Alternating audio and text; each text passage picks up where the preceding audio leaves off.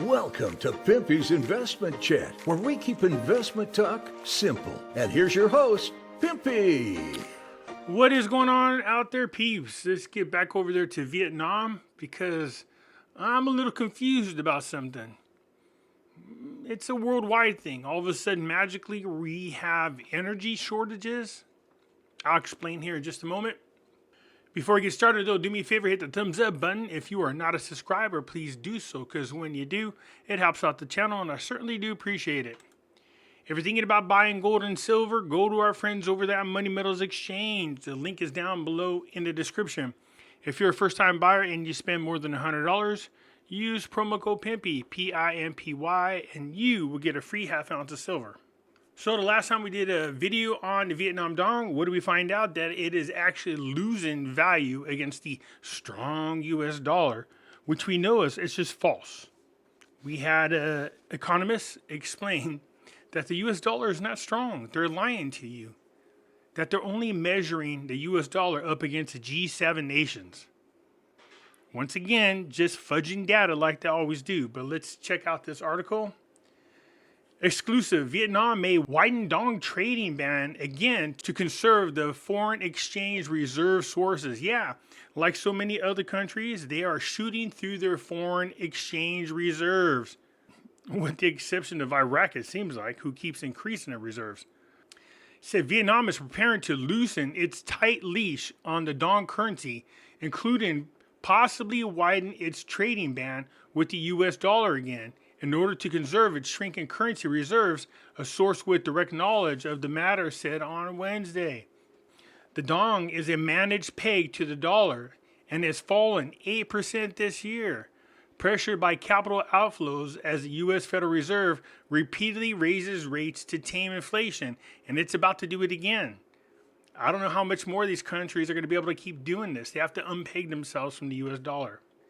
Said the State Bank of Vietnam has intervened to defend the currency, although it rarely discloses FX reserves data on the amount of dollars spent. Some markets analysts estimated about $20 billion has been sold so far this year. That's not good. That means they're not able to protect their currency. I said it before and I'll say it again. The US dollar is being used to crush currencies around the world. When the SPV last widened the band around its daily Dong reference rate was on October the 17th, up to 5% from 3%. We spoke about that. With some traders likened it to a de facto devaluation, the currency fell to the weak end in a sign of the heavy demand for dollars. Why there's a demand for dollars, I have no idea. The Dong was down 0.04% to 24,855 per dollar. That's how many Vietnamese dollars, that's how many Vietnam Dong dollars you get for every one US dollar. But on the black market, it was trading at a record 25,370 Vietnam Dong per dollar. The source, who refused to be identified, said that the country is willing to tolerate a further 1 to 1.5 Dong devaluation against the dollar by end of the year. If they just hang tight, it isn't going to be much longer. Right now, so many numbers are being fudged just because we got midterms coming up. But all that's about to come to an end. You're going to see the real price of gas shoot up. We can't just keep using our emergency reserves as a way to fudge numbers in order to please voters. That's definitely going to come back and bite us in the butt. When Trump was in office, oil prices were so low that he started building up our reserves even more. But since then, Biden has used them as a tool to help bring down gas prices. Those are supposed to be used for emergency purposes, not just because you want to look good to voters. So Vietnam continues to struggle against the US dollar. It says Vietnam's fuel imports under increased strain from record low currency tight credit. Domestic refineries boost output above capacity in bid to ease shortage. So, shortages. This is interesting whenever I hear people talk about oil. I remember a few months ago actually, listening to my friend speak about so-called fossil fuels. And he chuckles every time he says that. Never could figure out why. He was trying to make a joke. I heard the joke, didn't think much of it. Then me and Doc were doing the show together, and he brought up something that caught my attention as well. Doc said there's no such thing as fossil fuels. Not at all. Not only that, there's no such thing as oil shortages. Did you know that oil wells naturally refill on their own? Yeah. Once the oil is sucked out of them, if you just hang tight for a couple of years, they'll automatically refill. But that's not what we're being told, isn't that right? We're being told that there's energy shortages around the world, and I can't figure out why. Not only that, they call them fossil fuels when they're not even fossil fuels. They're trying to convince us that the fuel is made from old dinosaur fossils. Nope, not true. Not true at all, I found out. I'll show you what I'm talking about. Here's an older article from March of 2018. It says old oil fields are a major source of new supply. It's funny how they don't speak about those things now. So it goes on to talk about a joke with the South Park and the Simpsons. It goes on. And this guy says that I was reminded of this by Javier Blas article. Asian oil fields defy gravity to pump more crude, in which BP CEO Bob Dooley talks that I cannot remember ever in my career having seen a negative declining rate. The funny thing is that only 4 days earlier, Rostan Energy reported that they estimate growth in oil reserves in old fields of 151 billion barrels over the previous 4 years. And no, 2/3 were in conventional fields, not shale. Indeed, many would be incredulous to hear that oil reserves were not declining, given headlines like global oil supply to lag demand after 2020 unless new investments are approved soon. See, it's all about money. Although a careful reading suggests that this is nearly always true, just as a car won't move if you don't hit the gas. Maury Alderman repeatedly tried to explain that oil reserves are an inventory, draw down by sales production, and replaced by investment, exploration, and development. He also demonstrated that most companies have a choice between more extensive development of existing fields or exploring for and developing new fields, and that the cost of 2/3 endeavors should thus generally be equal. Now that kind of blew my mind because that's exactly what Doc said. He goes, what do you mean we don't run out of oil? The fields replenish themselves. And what's with the kick about calling them fossil fuels, claiming that they're made from dinosaurs? That's false as well. That's because if you look at this, the world's deepest dinosaur findings, 2,256 meters. That's equivalent to 7,401 feet. This is the deepest they've ever found bones. In other words, that's not where they averagely find a dinosaur bones. Come to find out, on average, you find dinosaur bones more closer to the surface.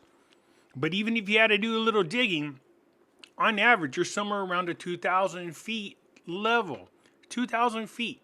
That's where we find our dinosaur fossils. Except for there's a problem.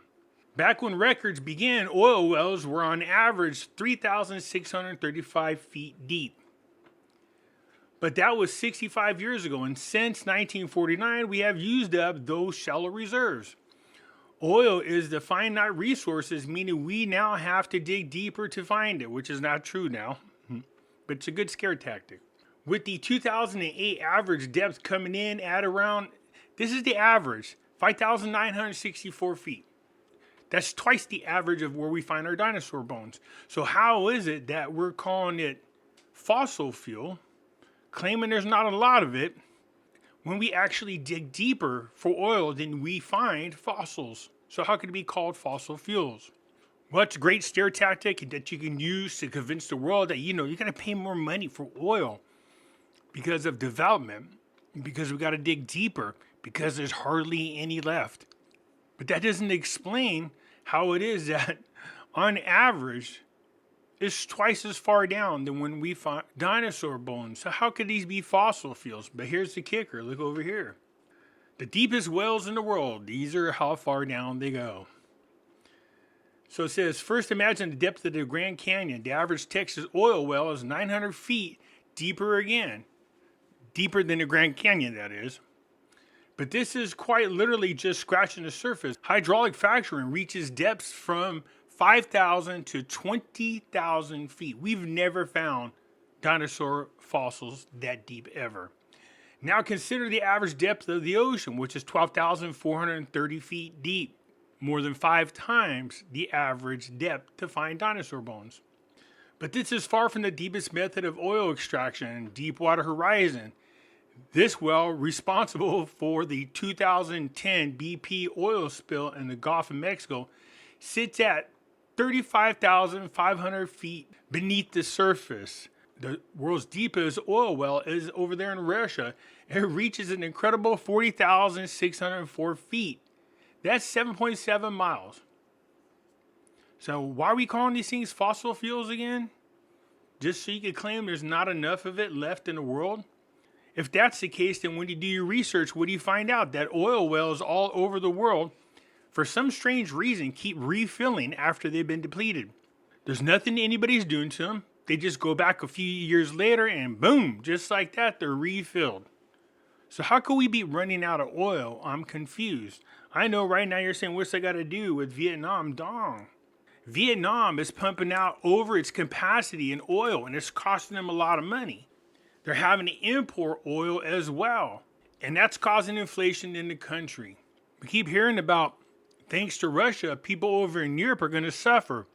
Well, why don't the Europeans just go back to their old wells and start pulling out the oil all over again? So, because of the oil shortage, because of the need to import a lot of energy, it's really taken its toll on Vietnam. It's causing them to use up a lot of their foreign asset reserves, and they're about to run out, as well as a lot of other countries around the world. And once that happens, there's nothing protecting their currencies, and you're going to look at a major crash. As I stated before, the US dollar absolutely is being used to crush currencies around the world, so that when the US dollar finally does crash, it won't have very far to play catch up. So the Vietnam dong continues to lose value against the US dollar. I just say just keep hanging in there. It won't be much longer until the US dollar starts to take a tumble itself. Anyways, that's it for now. I look forward to hearing what you have to say in your comments, and I will catch you later. I'm out.